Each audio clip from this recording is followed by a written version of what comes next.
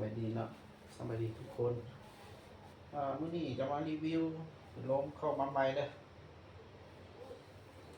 ลมเข้ามาใหม่มื้อนี้มันจะมีC2แล้วก็MC K2เนาะเข้าใหม่เฉพาะมื้อนี้นะมารีวิวให้เบิ่งนะสำหรับ2บอกนี่เนาะ2บอกนี่เป็นC2แล้วก็ตัวนี้เป็น MC ใส่เบาบัดนอกเนาะ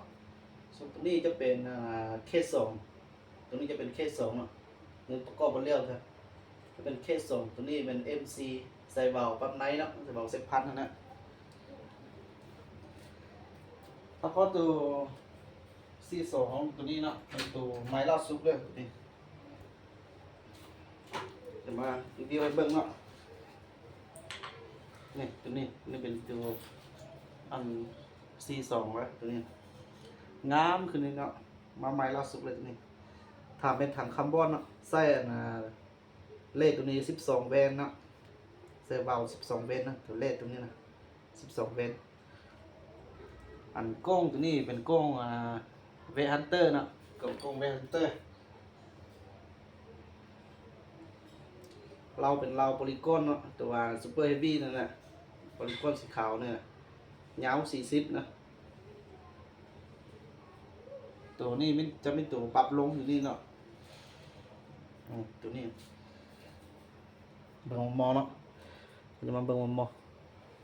นี่ตัวนี้เขาปรับลมเนี่ยอันนี้จะมีมีแม็กเลยนะอันนี้ซูมแม็กนี่ซูมซุกนะมีนต่ำนะมีตัวปินตัวปรับลงตัวนี้พอสามารถหมุนได้เนาะตัวปรับนี่งามเนาะแล้วก็อันนั้นซุกยิงเนาะหรือว่าซุกโลตัวนี้เนี่ยซุกโลตัวนี้มันจะใหญ่กว่าอันของฟัตโตกับอันตัวท็อปเอเลยตัวนี้นะนี่มันจะหนาเนี่ยตัวนี้มันจะใหญ่กว่าเฉพาะซุกยิงตัวนี้นะซุกยิงตัวนี้มันจะใหญ่กว่านะมันจะใหญ่กว่าตัวท็อปเอแล้วก็ตัวฟัตโตเนาะนี่เนี่ยตัวนี้เล่เป็นเล่อัน12เป็นพับไทยตัวนี้เป็นพับไทยยานนะตัวนี้ไทยยานงามนะตัวนี้ประการทื่อดีเราตัวนี้นะ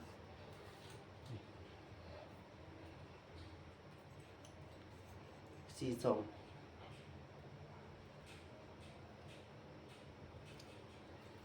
ต้องเป็นกล้องเลยฮันเตอร์นะตัวนี้สนใจทำได้นะตัวนี้เอาเข้าไม้เนี่ยตัวนี้พับไทยตัวนี้ก็สามารถพับได้เนาะไงไทยงามตัวนี้เนาะมาพับได้เลย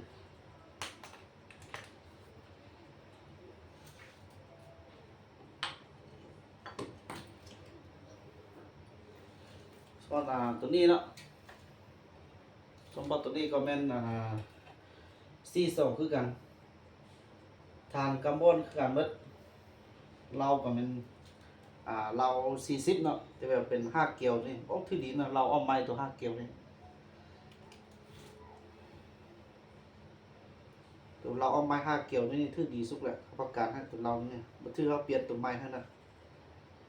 อันกล้องตัวนี้เป็นกล้องมาโครเนาะตัวนี้มันเป็นกล้องมาโครขนาดเป็น3-9x40เนาะตัวนี้เป็นมาโครรุ่นมีไฟนะตัวนี้นะมาโครรุ่นมีไฟนะตัวนี้อันข้อลำตัวนี้เขายังบ่ทันได้ใส่สีด้วยเนาะเอาบางงามเขาก็เอาสกอตแล้วก็ติดมันงามมันขึ้นนะตัวนี้นะข้อลำตัวเขานี่นะข้อลำตัวนี้ยังบ่ทันใส่สีดำเท่าเนาะบ่ใส่สีนี่เขาจะมาไหม้เนาะบ่ทันย้อมสีเลยตัวนี้นะออกมาโรงงานเราใส่เลยคือกันเบิดเนาะตัวนี้นะC2คือกันมันตันแต่ว่าใส่กล้องมัคโครแล้วก็เลขตัวนี้เป็นเป้เว่นเนาะเป้เว่นเจ้าของงานตัวนี้มันจะมีเขาจะมีอาการอัปเกรดตัวนี้เป็น12เว่นสนใจพวกใดก็ทำได้เนาะเป็นC2คือกันงามเนาะนี่สนใจพวกใดก็ทำได้กล้องเวฮันเตอร์ก็ทำตัวนี้ก็ได้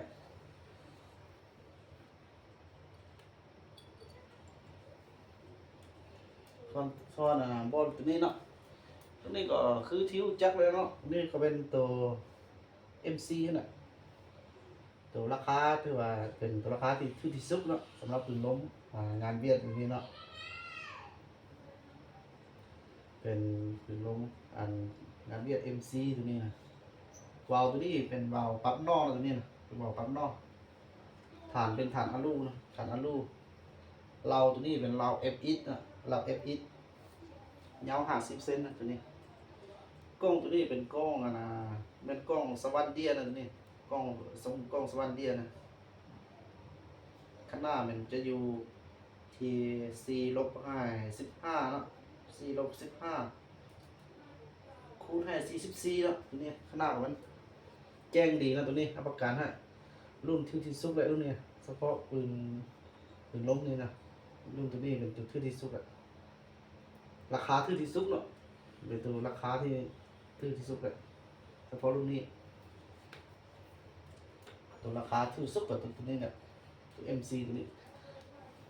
ส่วนตัวนี้เนาะส่วนตัวนี้จะเป็นบอลตัวนี้จะเป็นแค่2ตัวนี้ตัวนี้จะเป็นแค่2บอลต่อไปตัวนี้ก็เป็น MC คือกันแต่ว่าเขาจะใส่เบาเซตพันเนาะนะครับจะใส่เบาตอนนี้เป็นเบาเซตพันนะ